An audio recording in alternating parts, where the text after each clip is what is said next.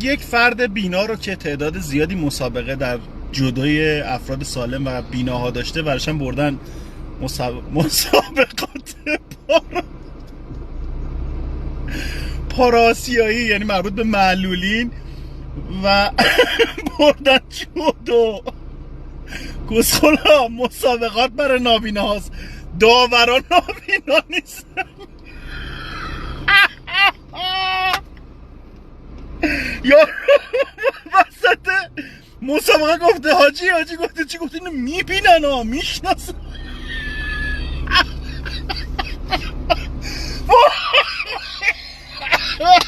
مملکت نیست، دیوونه خونه است. وای خود میشناختن یارو رو، مسابقه داده این تو قسمت آدمای سالم. چی کار میکنید؟